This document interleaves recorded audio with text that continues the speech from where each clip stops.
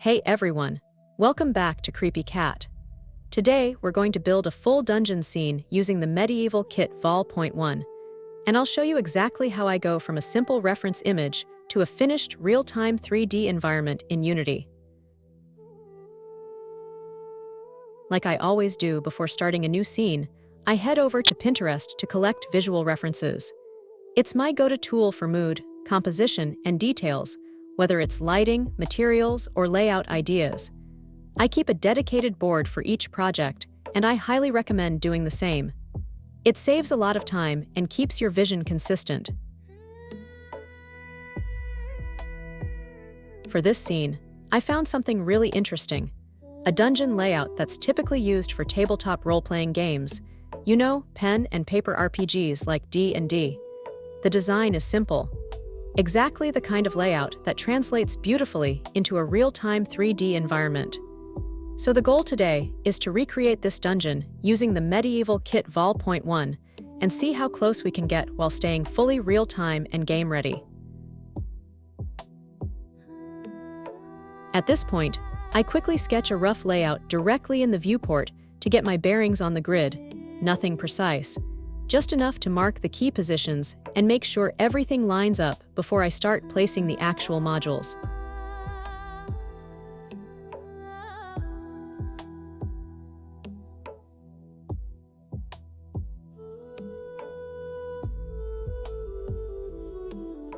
Let's take a quick tour of where the kit presentation level stands right now.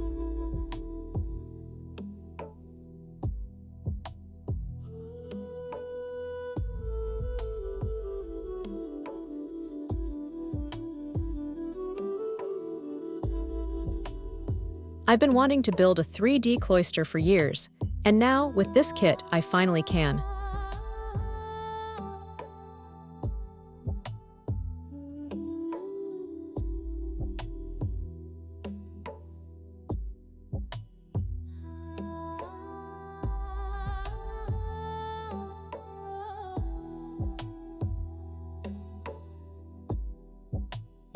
Now, here's how I always start, no matter the scene. I lay down the floors first, always. Before any walls, before any props, before any lighting. The floor is your grid, your anchor. It defines the size of each room, the width of the corridors, and it helps you read the space immediately. I use the modular prefab pieces from the kit, snap them to the grid, and start blocking out the full layout. At this point, I quickly sketch a rough layout directly in the viewport to get my bearings on the grid. Nothing precise, just enough to mark the key positions and make sure everything lines up before I start placing the actual modules. Now, and this is important, I don't follow the reference blindly. I never do, because I have to work with what the kit provides, and that's actually a creative constraint I enjoy. For example, some passages in the original layout are too narrow for my modular pieces, so I widen them slightly. Some rooms get a different shape because the arches and vaults from the kit look better with a specific proportion. The reference is a starting point, a direction, not a blueprint.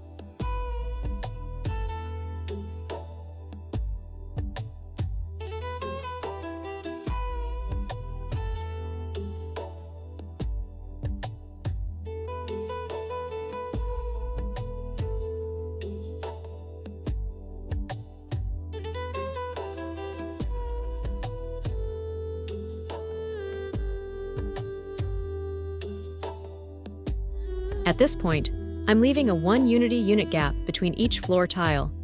This is a deliberate choice. It helps avoid the classic checkerboard effect you often get with modular kits. It also leaves room to insert a different floor type and place a column between the walls.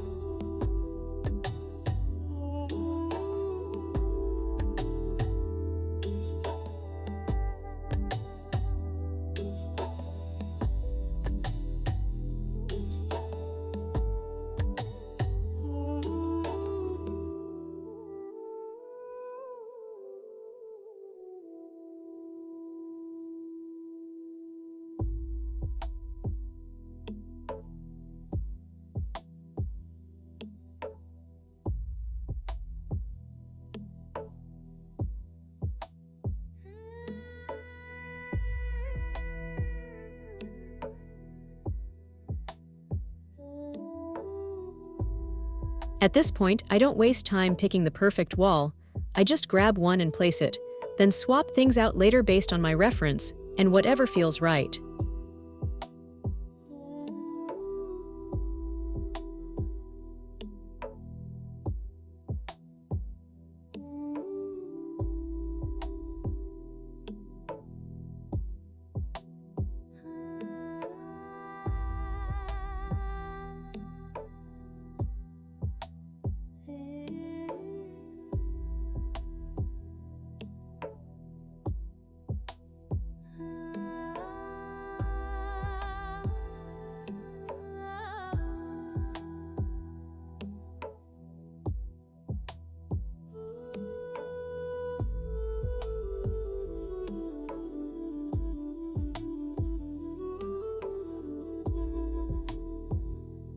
One thing I really like about this kit is that colors are not baked into the textures. You're not stuck with a single look, you have full control over your color palette. Here's how it works. The kit comes with a set of materials that you can customize freely. Just define your own color scheme, whether you want cold gray stones, warm sandstone tones, dark dungeon vibes, or anything in between. And then simply drag and drop your materials onto the pieces directly in the scene, or in the prefab. That's it.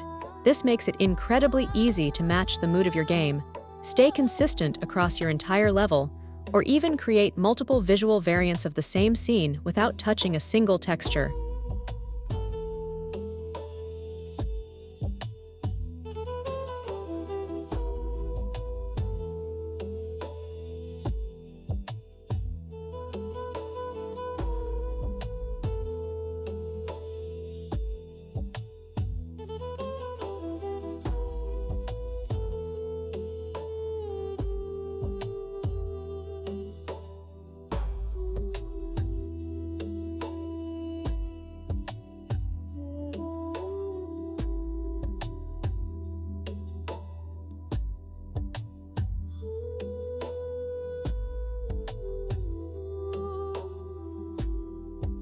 Once the floors are down, I move on to the walls, and once the walls are set, I close everything up with the ceilings.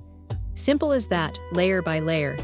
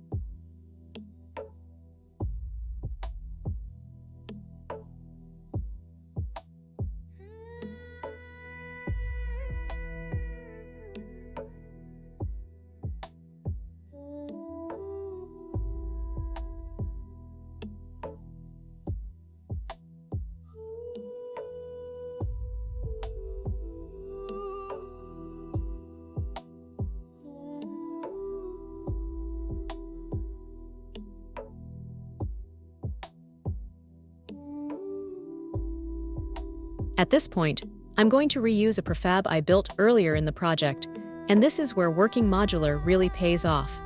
Instead of rebuilding everything from scratch, I just drop it in and it fits right into the scene.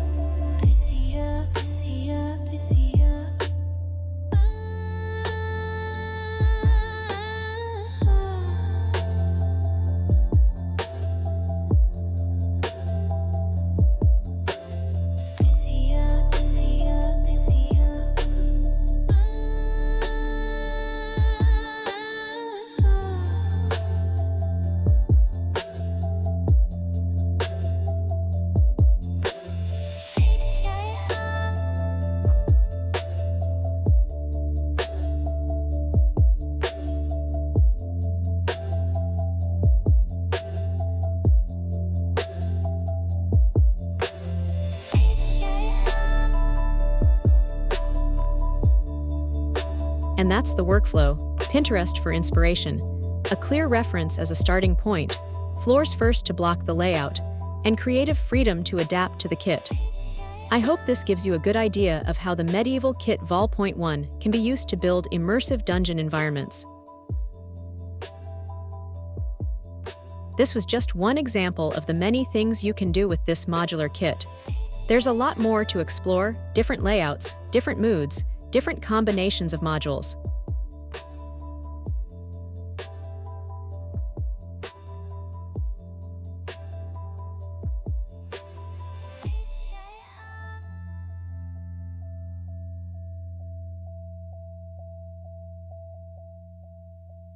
Now let's take a full walkthrough of the level as it stands today. Keep in mind this is still very much a work in progress. Things will change, details will be added, and it will keep evolving.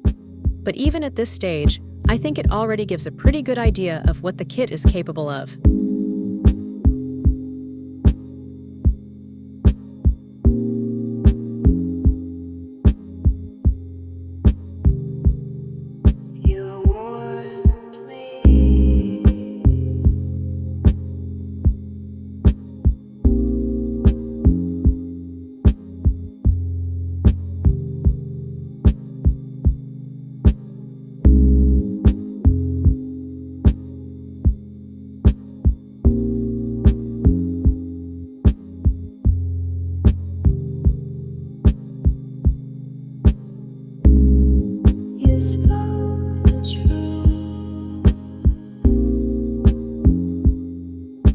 sunshine.